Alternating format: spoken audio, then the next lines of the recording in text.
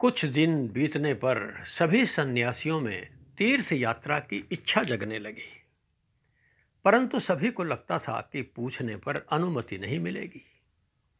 एक दिन पता चला कि शारदानंद उर्फ त्रिगुणातीतानंद चुपचाप मठ छोड़कर तीर्थ यात्रा पर चले गए हैं। नरेंद्र को बहुत चिंता हुई। उन्होंने राखाल चंद्र को बुलाकर कहा, देखो राजा, मैं कैसी विकट स्थिति में पड़ गया हूं, तुमने उसे रोका क्यों नहीं? तभी किसी ने शारदा द्वारा लिखा हुआ एक पत्र दिया। शारदा ने लिखा था, मैं पैदल श्री वृंदावन जा रहा हूं, यहां पर रहना मेरे लिए असंभव हो गया है। मुझे मेरे माता पिता और घर वालों के स्वप्न आते रहते हैं।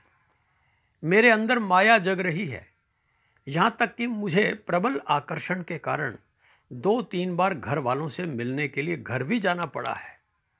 अतः माया से दूर रहने के लिए यहां से दूर जाने के सिवा और कोई रास्ता नहीं है। नरेंद्र ने स्थिति को समझा।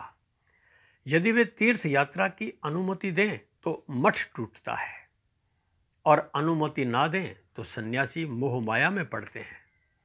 उन्होंने निर्णय किया कि वे भी देश भ्रमण करेंगे। मठ व्यवस्था टूटती है तो टूटे, इस प्रकार उन्होंने स्वयं भी परिव्राजक बनने का, घुमक्कड़ बनने का निश्चय किया। सन 1888 उन्होंने तीर्थ यात्रा आरंभ की। अन्य गुरु भाई भी अपने अपने ढंग से तीर्थ यात्रा के लिए निकले। मठ में स्थायी रूप से रहने का काम संभाला रामकृष्णानंद ने। विवेकानंद ने पहले पहल काशी की ओर प्रयाण किया। वहां उनकी भेंट संस्कृत, साहित्य और वेदांत के प्रकांड विद्वान प्रमदादास मित्र से हुई। पहली ही नज़र में विवेकानंद को उन पर असीम श्रद्धा हो गई। उन्होंने उनसे संस्कृत सीखने की इच्छा प्रकट की, परंतु विधि की लीला देखिए। एक दिन संस्कृत विषय की चर्चा छिड़ते ही प्रमदादास की आंखें छलछला आई। उन्हें इस तरह भाव विह्वल देखकर विवेकानंद ने उनकी पीड़ा का कारण पूछा। प्रमदादास बोले, अपने सामने संस्कृत को मरता देख रहा हूं, इसीलिए पीड़ा होती है। संसारी लोग तो संस्कृत सीखना नहीं चाहते, क्योंकि उन्हें पेट पालने वाली विद्या चाहिए। कुछ आशा साधु सन्यासियों से होती थी, परंतु अधिकतर सन्यासी ऐसे हैं जो ज्ञान और प्रतिभा से शून्य हैं। बल्कि कहूंगा कि वे सन्यासी कम, भिखारी अधिक हैं। विवेकानंद उनकी पीड़ा समझ रहे थे। प्रमदादास बोले, आपको देखकर आशा बंधती है।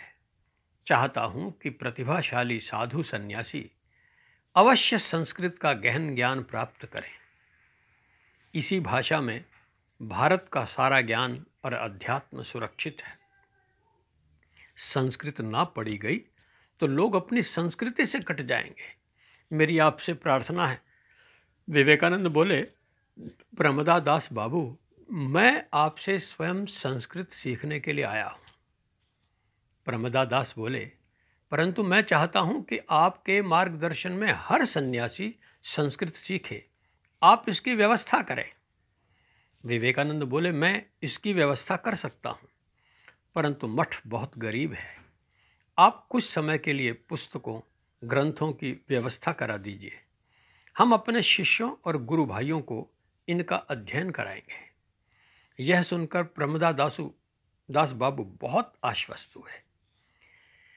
काशी के बाद विवेकानंद हाथों में दंड और कमंडल लिए हुए अगस्त 1888 में अयोध्या पहुंचे। वहां वे रामायत सन्यासियों के साथ कुछ दिन मस्ती में रहे। फिर लखनऊ, आगरा होते हुए पैदल ही श्री वृंदावन की ओर चल दिए। रास्ते की एक घटना बहुत प्रेरक है। वृंदावन से पैदल लौटते हुए वे थक गए थे।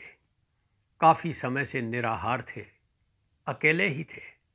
रास्ता सुनसान था, आसपास कोई मनुष्य नहीं था। रास्ते में एक आदमी बैठा चिलम पी रहा था। स्वामी जी का मन किया कि वह भी उसकी चिलम के कुछ कश लें। उन्होंने उस आदमी से कहा, भैया कहो तो एक कश मैं भी ले लूं। यह प्रस्ताव सुनते ही वह आदमी घबराया। वह सोच ही नहीं सकता था कि कोई सन्यासी इस तरह उससे चिलम का कश भी मांग सकता है। हड़बड़ाकर बोला, स्वामी जी, मैं दे तो दूं, पर एक परेशानी है। यह चिलम मेरी झूठी है और मैं भंगी हूं। यह सुनते ही स्वामी जी के पुराने संस्कार जाग गए। वे चिलम पिए बिना आगे बढ़ गए, परंतु रास्ते भर उनकी अंतरात्मा उनसे प्रश्न पूछती रही। तुम कैसे सन्यासी हो? तुम कहते हो सभी में एक परमात्मा का निवास है। अब वह परमात्मा इस भंगी में से कहां चला गया? यही है तुम्हारा वेदांत? आत्मा की धिक्कार सुनकर विवेकानंद वापस लौटे। वे काफी दूर चले गए थे, परंतु वापसी की इच्छा ने थकान की भी नहीं सुनी। वे उसके पास आए। तब तक वह आदमी अपनी चिलम बुझा चुका था। स्वामी जी ने उसके हाथों से चिलम तैयार करवाई, पी और फिर आगे चले। अब उनकी आत्मा पर कोई बोझ नहीं था। एक दूसरी अलौकिक घटना हुई वृंदावन में। वहीं वृंदावन में रहते हुए राधा कुंड नामक स्थान में उन्हें एक विचित्र अलौकिक अनुभव हुआ। यह स्थान एकांत और मनोरम है। एक दिन उन्होंने अपने एकमात्र कौपीन को उस कुंड में धोया और सूखने के लिए डाल दिया। फिर स्वयं स्नान करने के लिए कुंड में उतरे।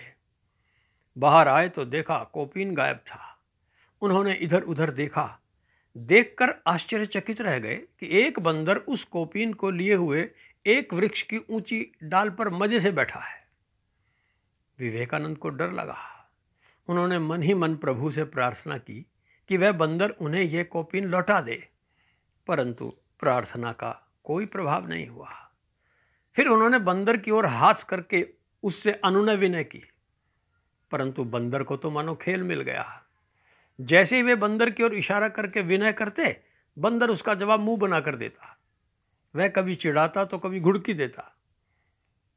नरेंद्र सोचने लगे कि जाने राधा रानी को उनसे कैसी मजाक करने की सूझी है। काफी देर बीत गई। अब विवेकानंद को मन में डर बैठने लगा कि इस नग्न अवस्था में कहाँ जाएं, कैसे जाएं। बुद्धि ने काम नहीं किया। वे नग्न अवस्था में जंगल में घुस गए। सोचा कि वे आजीवन जंगल में ही छिपे रहेंगे, कभी बाहर नहीं आएंगे। तभी उन्हें पीछे से आवाज आई, लो बाबा, ये प्रसाद लो और लो अपना कौपीन। परंतु लज्जा के मारे विवेकानंद ने तो पीछे मुड़कर भी नहीं देखा। आगे आगे जंगल की ओर दौड़ते चले गए, परंतु सहायता करने वाला कौन सा कम था। कुछ कदम आगे चलकर वह एकाएक स्वामी जी के सामने आ गया। उसके हाथों में एक गेरुआ वस्त्र और कुछ प्रसाद था। उसने वह प्रसाद और वस्त्र स्वामी जी के हाथों में दिया और अचानक अदृश्य हो गया। विवेकानंद देखते रह गए। वे उस गेरुए वस्त्र को धारण करके वापस कुंड की ओर लौटे तो देखा कौपीन वहीं सूख रहा था। वे इस अलौकिक अनुभव से विस्मित रह गए। उन्हें लगा जैसे कि कोई अलौकिक शक्ति उनके साथ लीला कौतुक कर रही है। वे राधा रानी को स्मरण करके भाव विभोर हो गए। वहीं खड़े होकर राधा कृष्ण के प्रणय गीत गाने लगे। आंखों में भक्ति की ऐसी सरिता बह चली कि जैसे जीवन धन्य हो गया हो।